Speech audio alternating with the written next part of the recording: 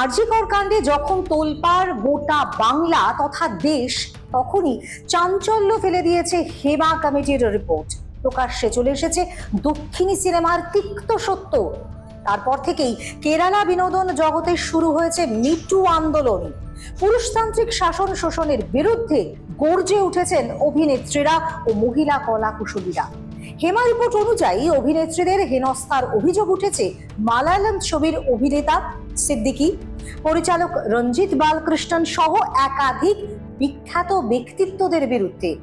দায় স্বীকার করে মঙ্গলবার অ্যাসোসিয়েশন অফ মালায়ালাম মুভি আর্টিস্টের সভাপতির পদ ত্যাগ করেন মোহনলাল। তার সঙ্গে কার্যনির্বাহী কমিটির সকল সদস্য পদত্যাগপত্র জমা দিয়েছেন। 17 ফেব্রুয়ারি 2017 নিজের ছবির গানের প্রমোশনের জন্য ত্রিস্টুর থেকে কোচি যাচ্ছিলেন এক নামী অভিনেত্রী গায়ত্রী। নিরাপত্তার স্বার্থে তার আসল পরিচয় গোপন রাখতে হচ্ছে। গায়ত্রীর গাড়িকে পেছন থেকে ধাক্কা মারে একটি টেম্পো। দুটি গাড়ি দাঁড়িয়ে যায়। টেম্পোর লোকজন গায়ত্রীর গাড়িতে ঢুকে পড়ে। অভিনেত্রী গায়ত্রী একজনকে চিনতে পারেন। সুন্নি নামে ওই যুবক মাস্ক সরিয়ে বলে, আপনাকে ফলো করে যৌন হেনস্থা ও ভিডিও তৈরির জন্য সুপারি দেওয়া হয়েছে। মালায়ালাম সিনেমার কেন্দ্র হিসেবে পরিচিত কেরালার কোচি শহর, সেই শহরেই নামী অভিনেত্রীকে তারই গাড়িতে সুপারি দিয়ে যৌন হেনস্থা করা হয়। এ ধরনের ক্রাইম হলেও পুলিশের থেকে বিশেষ সাহায্য পান না নির্যাতিতারা। মানুষজন জেনে গেলে কয়েকদিন তোলপাড় হয়, পরে সমস্তটা ঢাকা পড়ে যায়। কিন্তু কোচির ঘটনা তার থেকে বেশ খানিকটা আলাদা। Association of Malayalam movie artist অর্থাৎ AMM এর সভাপতির পদ ত্যাগ করতে হয় মোহনলালকে। যেসব সিনিয়র অভিনেতাদের নামে মানুষজন মুখ খুলতে ভয় পেতেন, তাদের বিরুদ্ধে মিটু আন্দোলন শুরু হয়েছে। সিট গঠন করতে হয়েছে কেরালা সরকারকে। মালায়ালাম ইন্ডাস্ট্রিতে সবচেয়ে উন্নত সিনেমার জনক হলেও 10 থেকে 15 জন ক্ষমতাশালীর নেতৃত্বে সেখানকার মাফিয়া রাজ চালানো হয় বলে অভিযোগ। 2017 সালে কেস হোক বা হেমা কমিটির রিপোর্ট, সবটাই নাড়িয়ে দিয়েছে গোটা ইন্ডাস্ট্রিকে। 2017 সালের গায়ত্রী হেনস্থার ঘটনায় দিলীপের নাম প্রকাশ্যে আসে। দিলীপ মালায়ালাম ফিল্ম ইন্ডাস্ট্রির একটা বড় নাম। মামুটি, মোহনলালদের মতো নামজাদা অভিনেতাদের সঙ্গে তার নাম নেওয়া হয়। অনস্ক্রিন অভিনয় এবং অফস্ক্রিন মালায়ালাম ফিল্ম ইন্ডাস্ট্রির কিংপিন দিলীপ। 1992 সালে ক্যামিও দিয়ে অভিনয় জীবন শুরু। 2000 সালে সুপারস্টার তকমা পেয়ে বিজনেস শুরু করেন Dilip. Direction, production, distribution, theatre ownership, real এস্টেটের মতো বিজনেসেও বিরাট দখল ছিল দিলীপের। গোটা মালায়ালাম ইন্ডাস্ট্রি নিজের মুঠোয় করে নেয় দিলীপ। দিলীপ এতটাই ক্ষমতাশালী হয়ে ওঠেন, যে কোনো অভিযোগ চাপা দেওয়ার ক্ষমতা ছিল তার। 2008 সালে মালায়ালাম সিনে টেকনিশিয়ান অ্যাসোসিয়েশনের সদস্য পরিচালক তুলসী দাস অভিযোগ তোলেন, আগাম টাকা নিয়েও ছবির শুটিং করেননি দিলীপ। বিষয়টি চাপা দেওয়ার জন্য সবচেয়ে ক্ষমতাশালী পরিচালকদের সঙ্গে হাত মিলিয়ে Dilip film employees federation of Kerala নামে নিজের ফেডারেশন খোলেন। এরপর পরিচালক তুলসী দাস আর কোনো কাজ পাননি। এমনই ভুরি ভুরি অভিযোগ উঠেছে দিলীপের বিরুদ্ধে। তার সঙ্গে সহযোগিতা না করলে এমন পরিণতি হয় বলে অভিযোগ উঠেছে। দিলীপের সঙ্গে একাধিক ছবিতে অভিনয় করেছেন গায়ত্রী। একসময় বন্ধু ছিলেন দিলীপ ও গায়ত্রী, কিন্তু পরবর্তীকালে সেই সম্পর্কের অবনতি হয়।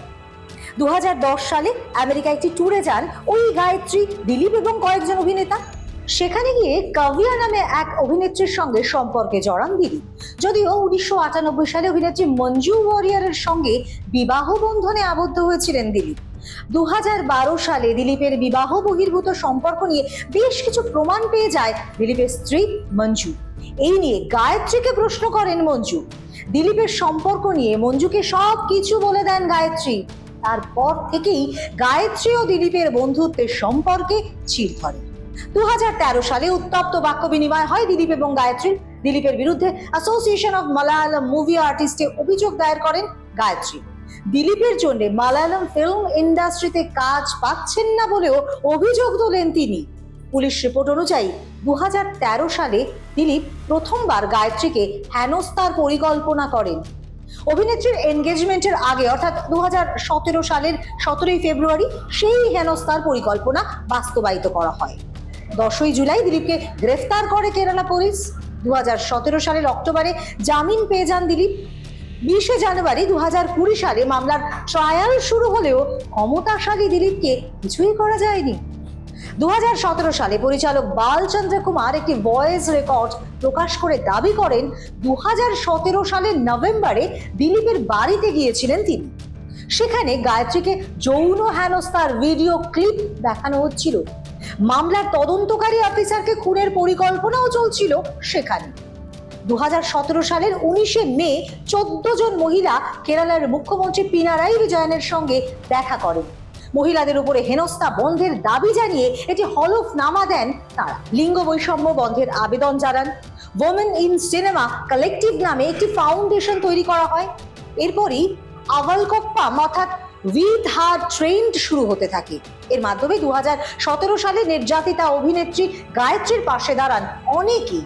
নিজেদের হেনস্থার কথাও শেয়ার করেন তারা। মিটু আন্দোলনের অনেক আগে শুরু হয়েছে এই ট্রেন্ড। ওমেন ইন সিনেমা কালেকটিভের সুপারিশ এবং সাধারণ মানুষের প্রতিবাদের চাপে পড়ে অবসরপ্রাপ্ত বিচারপতি কে হেমার নেতৃত্বে হেমা কমিটি গঠন করে বাম সরকার। ফিল্ম ইন্ডাস্ট্রিতে লিঙ্গ বৈষম্য, মহিলাদের হেনস্থা সহ একাধিক বিষয়ে লড়াই শুরু হয়। ইন্ডাস্ট্রির 40 মহিলা হেমা কমিটির কাছে তাদের অভিজ্ঞতার কথা জানান। 2019 সালে 5000 পাতার একটি রিপোর্ট মুখ্যমন্ত্রীকে জমা দেয় এই কমিটি। সুবিচার মিলবে বলে প্রাথমিকভাবে মনে হলেও সেই রিপোর্ট প্রকাশ্যে আনতে চায়নি কেরালা সরকার। নির্যাতিতা মহিলাদের পরিচয় প্রকাশ্যে চলে আসবে এই যুক্তি দেখিয়ে রিপোর্ট প্রকাশের বিষয়টি এড়িয়ে যায় সরকার। তবে একাংশের মত এই রিপোর্ট সামনে এলেই বিপাকে পড়বেন ক্ষমতাশালীরা। এরপরও হার মানেনি কেরালার ফেমিনিস্ট গ্রুপ হার।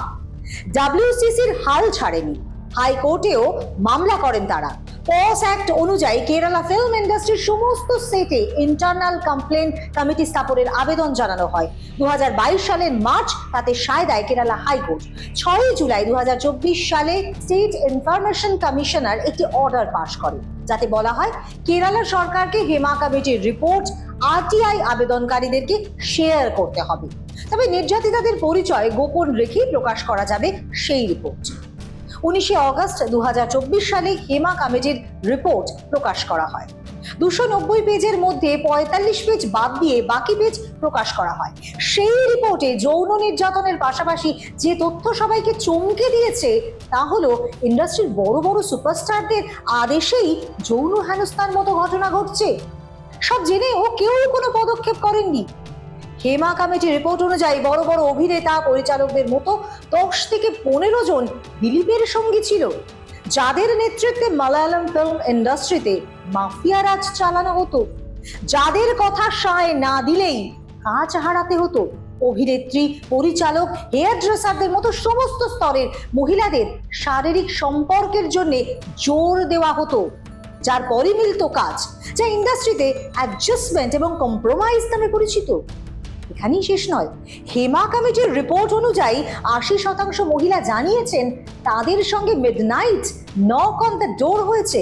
অর্থাৎ কাজ সেরে মহিলা যখন হোটেলে বিশ্রাম নিতে গিয়েছেন তখন তার ঘরে ঢোকার চেষ্টা, হুমকি এবং শারীরিক হেনস্থা করা হয়েছে। কাস্টিং কাউচের মতো ইস্যু উঠে এসেছে। সোশ্যাল মিডিয়ায় এসব নিয়ে সরব হলেই বিভিন্ন ধরনের হেনস্থার শিকার হতে হয়েছে মহিলাদের।